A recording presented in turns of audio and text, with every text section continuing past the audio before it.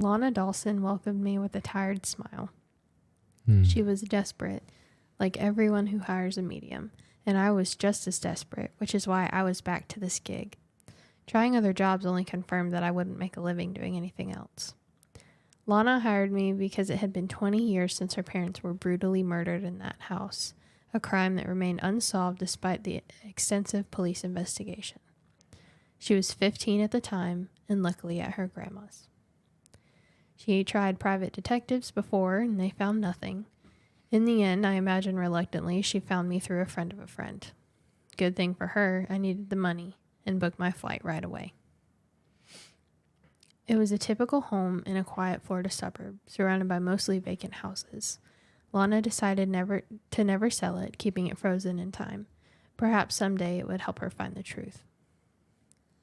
As she led me inside, an old woman next door was watering her plants, the only neighbor left. She glanced over and gave me a polite wave. Hello. Hello. Hello. This is a peaceful neighborhood of mostly widows and retirees, Lana explained later. Nothing like that ever happened before or after. The sorrow still present on her face was undeniable even after all these years. The living room was completely empty. Not even spiders roamed around. There was just dust and a single light bulb no one had ever bothered to take down. There's always a single light bulb. That's The creepy one. odd. Lana pulled back the curtain, flooding the space with sunlight, probably for the first time in ages. She gave me a quick tour through the kitchen and the bedrooms. I could tell she wasn't very hopeful that I'd find anything, and I couldn't blame her. Never promise a client results. That's a rule I learned early on. Most of the quote-unquote haunted houses I visit have nothing to see. Either the dead one moved on or they simply don't want to be disturbed. Not the kind of pitch that brings in clients.